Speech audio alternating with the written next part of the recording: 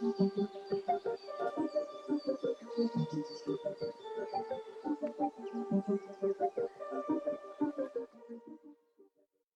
everybody and welcome to our podcast, Coaching Outdoors. Today we have the wonderful Karen Liebenguth as our guest, and she is coming to us from Victoria Park in the east of London. And hello, yes. And welcome Karen.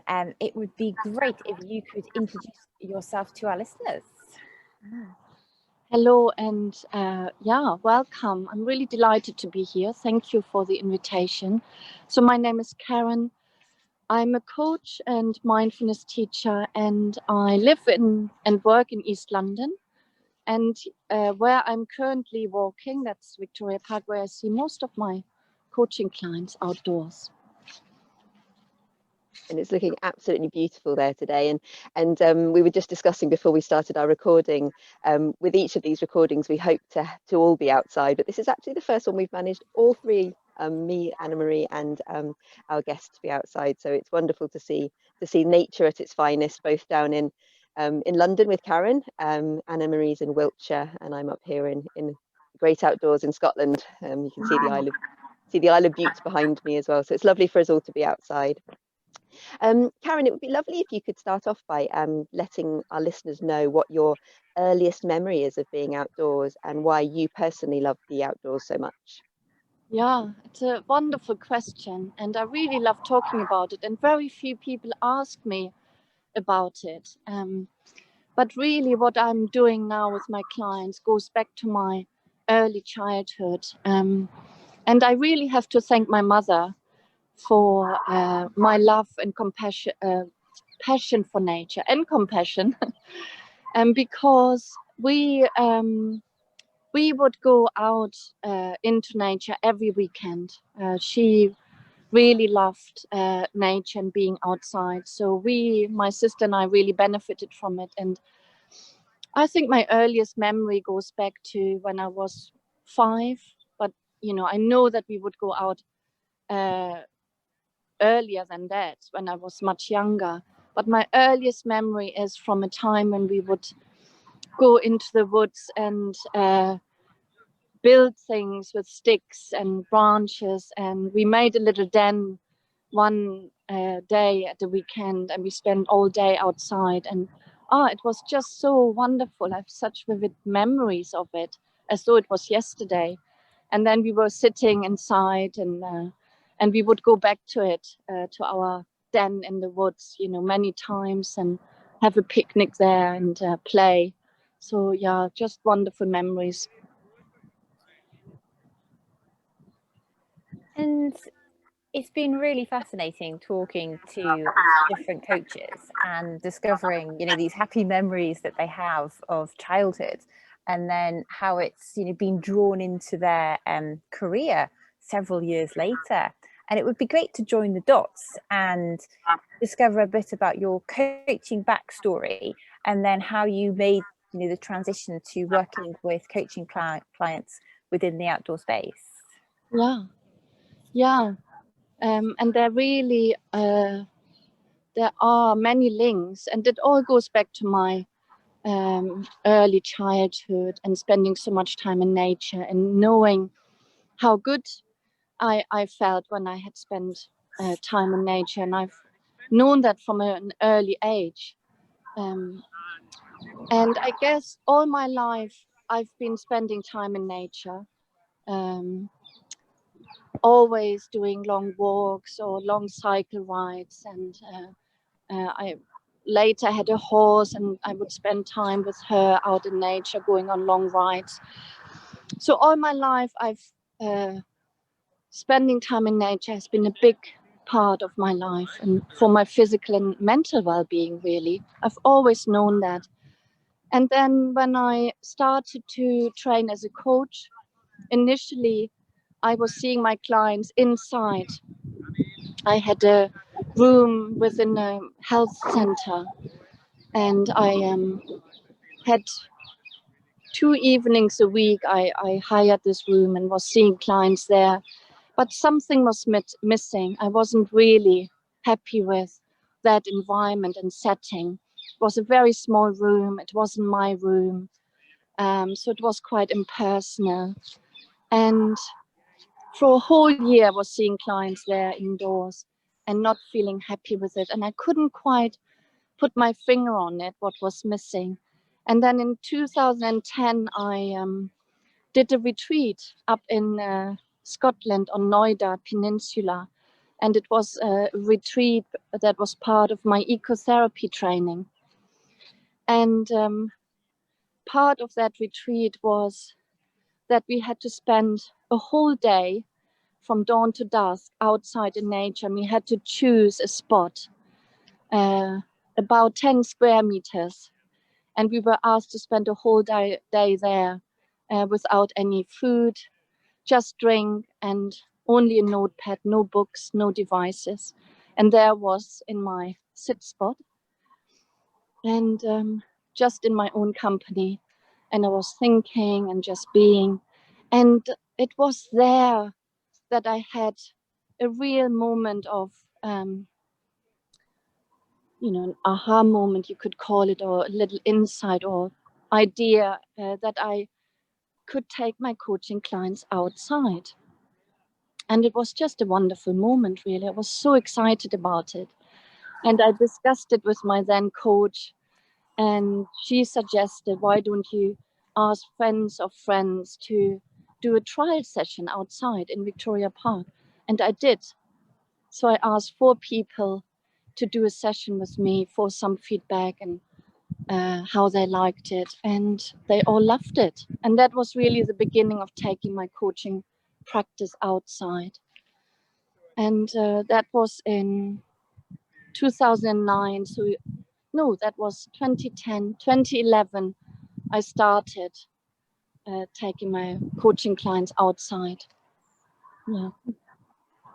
That's I was going to say, it's a wonderful story. I think Anna Marie, you were about to say the same. It just really, I mean, I was just sitting here listening to you, Karen, and it was just inspiring me even as well, because some people have had, some people we've talked to have had quite profound moments like that, like you've spoken of.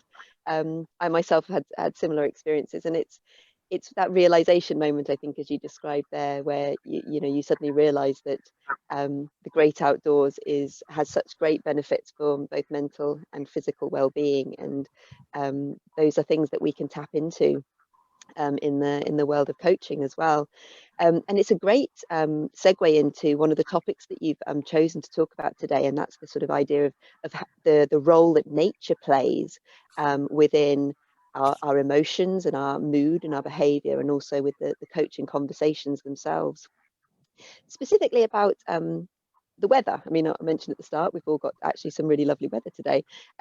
How does the weather or the seasons influence your mood and behavior as a coach, and also the mood and behavior of your coachees when you're outdoors?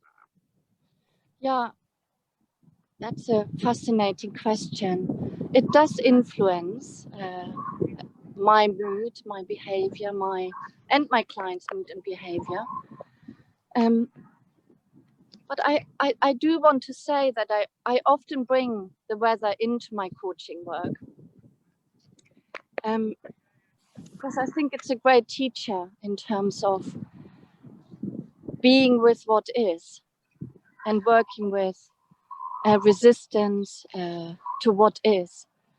So I have to say, personally, it doesn't have such a big impact on my mood. Although, of course, on a day like this, you can see where I am. It's blue sky and sunshine. It's the most beautiful winter's day today. And of course, I feel sort of, I have a smile on my face, and my heart is sort of uplifted, and, life is good, sort of. That sense is here.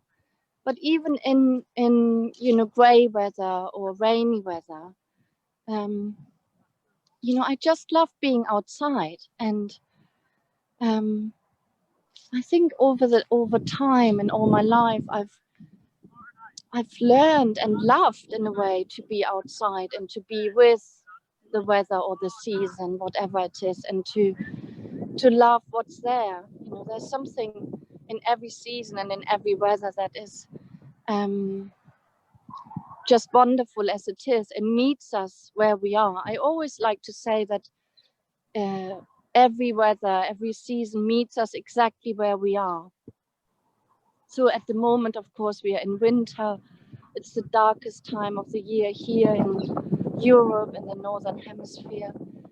The days are very short and the energy is drawing in, and we can see it in nature. You know, the leaves are almost all gone, so, and have been drawn back into the earth. And the same happens with us, really, that our energy goes inwards. It's a time for reflection, for introspection. And I always encourage clients to go with that rather than resist it, to really relax into the seasons. And then, our mood in a way changes, if you like, but it doesn't necessarily have to be sort of dark mood, or just because it's winter, it's all dark or gloomy. In the contrary, I think it can be very organic if we can relax into each season and the energy of each season. It would be wonderful if you could share with us maybe a specific example or a story from any of your coaching sessions that comes to mind about where the environment played a significant role in the actual outcome of a coaching session. Have you got any stories that you can share with us? Yeah, I think I can. I mean, there are many stories. I can think of two good examples. I think one was in the autumn and one happened in the early spring. And the first one was with a female client, and it was in the autumn, and she felt very stuck in her life, in herself. And she held a very deep belief that, or couldn't really have a sense or get a sense of that change was possible for her and in her life. Yeah, that things could actually change, that there were possibilities for change. So very stuck in that view about herself and her life.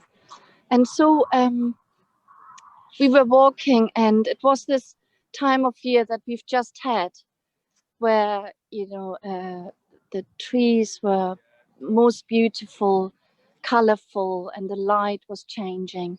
So autumn at its best. And I think in autumn we can see that the change in life and nature happening most vividly. So I invited this client to pause and to really look around and to see what was happening. And I was just taking her through a little moment of reflection, if you like, and to really look and take some time to take in her environment and the change that had been happening in nature, and that was happening all the time. You know, that we were in autumn, and that we would then move into spring and then summer, and how everything was changing all of the time. And I think it was a really profound moment for her, where she could open up to life a little bit more, and to this deep truth of life, that change is happening all the time in nature. And of course, we are part of nature. And I think she could see something and feel something loosening and opening up for herself and her life. And she could see the possibility for change. Yeah, it was wonderful. And then the other example was with a guy, and he was very self-critical. He was very self-critical, and on this spring day when we started walking here in Victoria Park, it was actually quite a cold spring day and a bit rainy, wet, and I could see on his face and in his body posture and language, that he was sort of resisting the weather and the cold, and he was sort of altogether, yeah, tense and yeah, not happy to be in this weather and not happy with himself. So I invited him to relax a little bit into the weather. Yeah, I asked him really what it would be like if he relaxed and leaned a little bit into what was happening around him. And that too, I think, was a really helpful thing for him to do, to connect with the environment and to get a sense of what it would be like to, rather than hardening against what was happening, against the cold and the fresh wind and the wetness of the rain, to relax and to soften a little. And I think he got an insight into how he could do the same sort of internally by changing his attitude towards a kinder attitude, more open attitude, caring attitude towards himself. So that was another wonderful moment of a shift, I guess, a moment of change and a shift in understanding, in someone. Yeah, these are my two examples. There are many more. But no, thank you, Karen, for beautifully sharing these two examples, which really pull on spring and autumn, two totally different contrasting times throughout the seasonal cycle that we go through and experience year to year. And the fact that it's very much drawing, the external world, our internal world, how we position ourselves within it, and how it really encourages to kind of reflect and apply things to us. Ultimately, we are a part of nature. We are constantly changing, we're constantly evolving. And actually having this kind of snapshot into a specific example, it really helps place things for our listeners.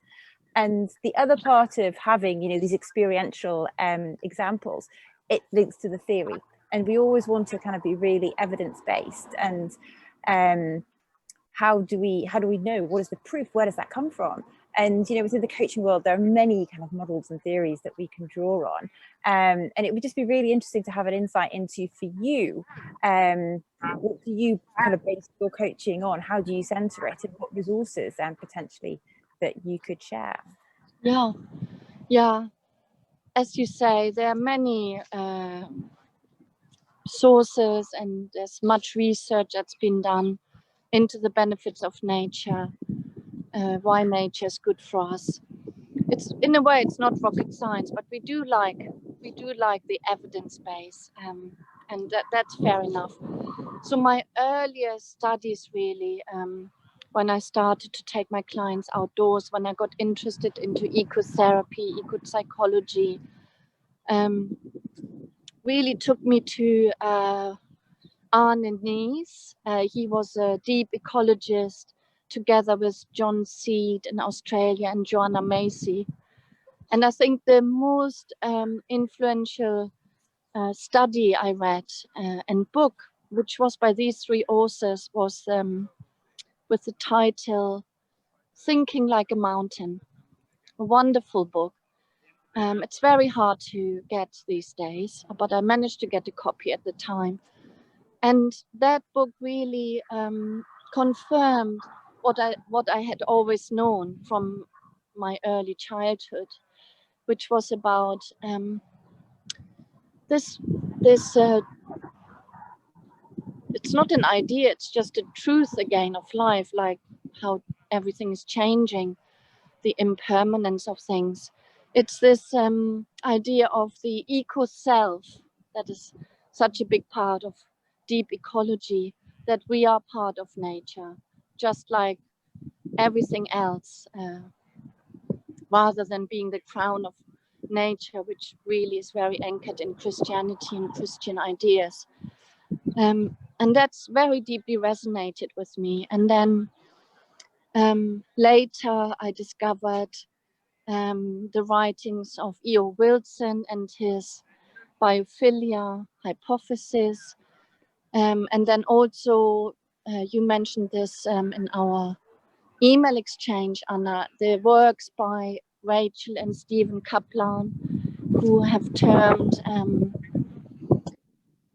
the term attention restoration theory, and that nature is a restorative environment. So all these theories just confirm how beneficial nature is for us and what actually happens when we are outdoors, and why we do feel so different when we are outside.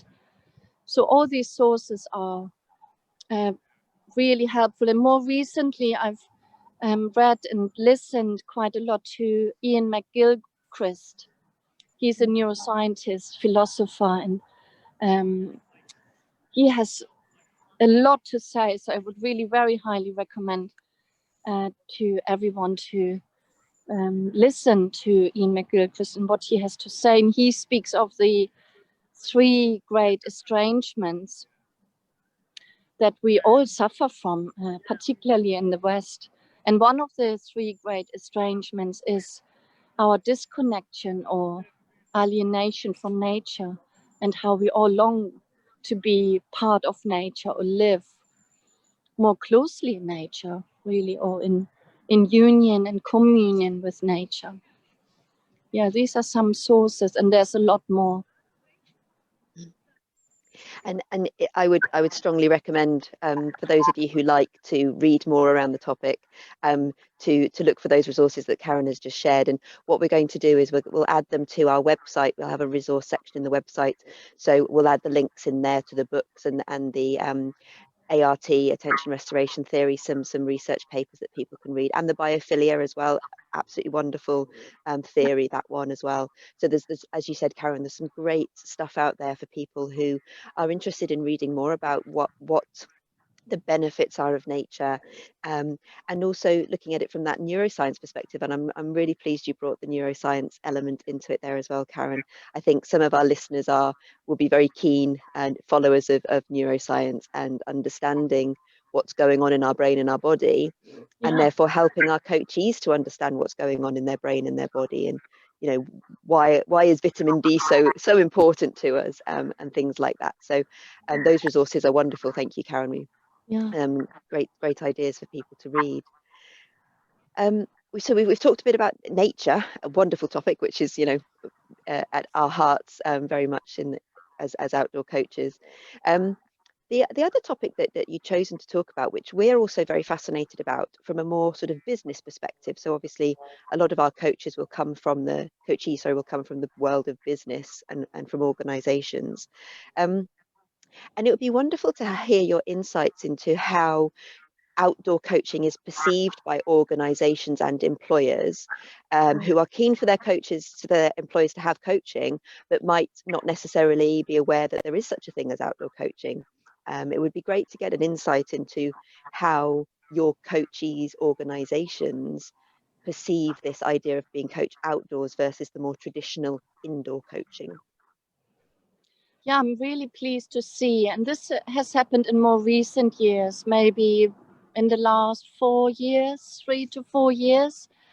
I think there's a much greater openness towards outdoor coaching. And generally, when I coach within the corporate context, there is an interest and an openness towards coaching. I think what most gets in the way is the logistics or the lack of time, that often people end up saying, oh, let's just do it here, inside, let's just book a meeting room, or let's stay in the boardroom, because people sadly don't find the time to come to the nearest green space that they have close to the office. That's really, now I find in my own experience, what most gets in the way of staff members or leaders coming out into nature. Some staff members who take up coaching with me and whose company pays for it come here actually to Victoria Park So some people really like to come to a different environment that is not the office or work environment. And some of them come before work, so at 8 a.m. in the morning, and then they would go on to work. And many companies are happy with that. So staff members would discuss it and they would say, yeah, that's fine, you can do that before work and then you can come into the office. So there has been a real change in my experience. Before that, there was much more resistance, much more questioning, much more skepticism about the outdoor approach. I think it's becoming, which is wonderful, more, I'm not sure that I can say mainstream. I think we are a little bit off mainstream, but hopefully we are on our way with this approach. And thank you for sharing your observations. Similar, I returned back to the UK from Saudi Arabia 5 years ago, and it has, as you kind of mentioned, it's been like the last 3 or 4 years that it's definitely catching more people's attention, and it's really encouraging, and it is starting to, as you know, change perceptions that work doesn't have to be done inside, sat down with a screen. Actually, this kind of whole presenteeism that you have to be there, which very much has its roots back in, almost the 19th century factory work, that a person has to be somewhere at a specific time for an allotted amount of time. And actually, how does that really kind of go into productivity and performance? And, even just last year, we've had in 2020 with COVID, and actually being able to get outside, which is the one place where we can get outside and meet people. So I think that has really, really shifted things. So I'd love just to kind of segue. We've talked a bit about like the wider business environment, and let's turn it kind of towards ourselves as coaches, to our profession, and looking at the training that we receive. And I know for myself, I actually trained out in Abu Dhabi. It was all very much inside, and I really kind of took any opportunities to get outside, or at least on a balcony, or look out a window. And ultimately, it's our responsibility as coaches to help change the profession. So it'd be really great to hear some ideas about, what can we do as individuals, as coaches, to encourage this momentum? Yeah, I think we as coaches, I think, and this is why your podcast series is so wonderful, that more people can hear what we actually do outside and how it works. I think we need to talk more about how we do what we do outside with clients. And I think the greatest concern within our profession is, I think, psychological safety. I'm often asked about, but how do you make sure that clients feel safe outside when not in a, consultation room with the door closed? And I think that is what I often stress, or can't stress enough when I work with clients, how I make sure that we create an environment outside that feels safe for clients. So I always talk about, of course, confidentiality. I create that safe and confidential space by walking across the grass, not on the path, so away from the crowd, so that that space can be really felt, that there is private space, although it's outside. I also talk about that nature, green space, serves like, or functions like a bigger container for the coaching session to take place. That it's actually, of course it's open, but it's also a green space, a park, a bigger park, a smaller park, is a container in which the coaching work can happen.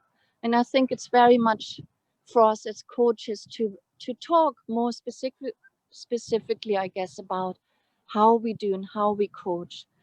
And that includes how we include the client, I guess, in finding out what works for them outside.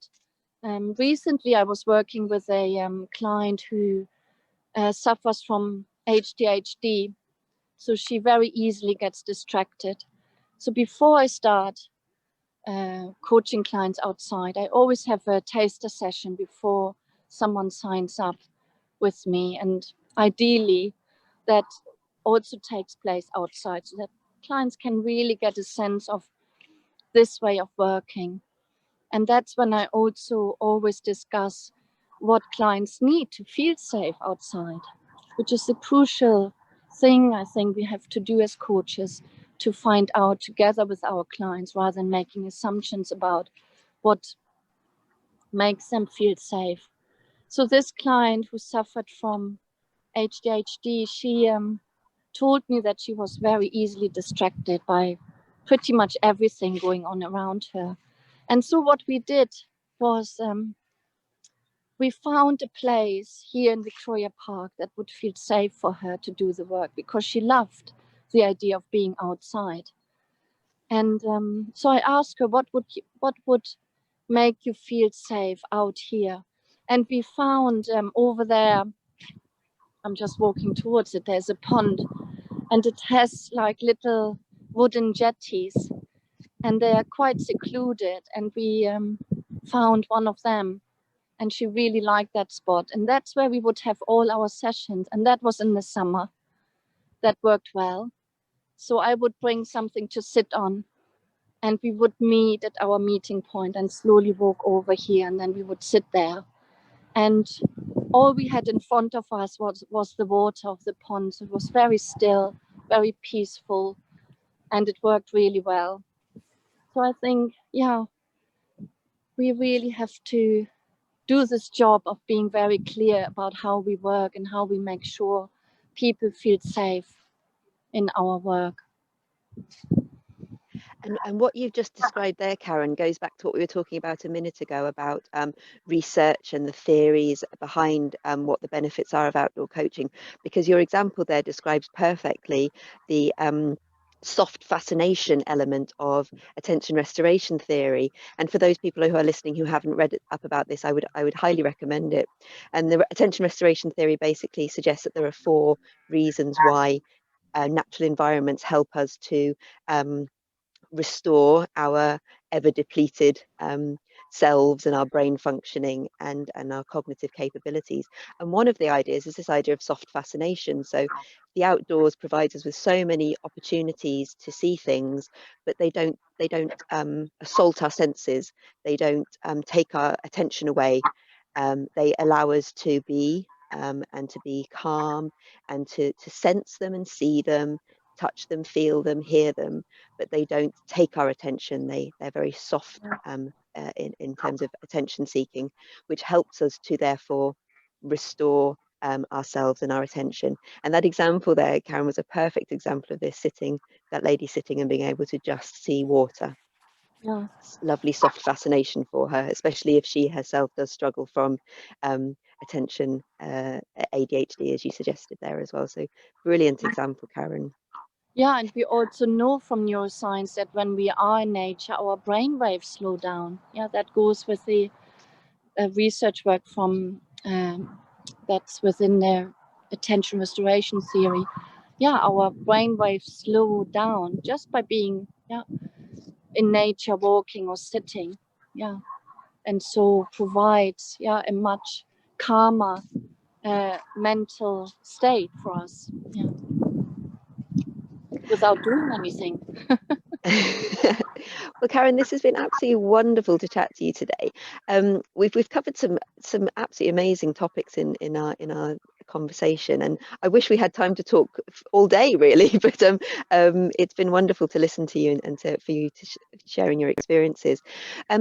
Would you like to share with the audience, the people listening, where they can find you, yourself, your website or your email address, etc., in case people want to come and experience the outdoors with you as their coach?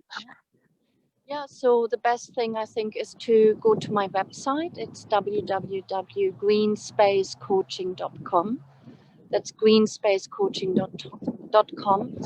And I just want to say I'm always happy to speak to any coach who wants to take their practice outside.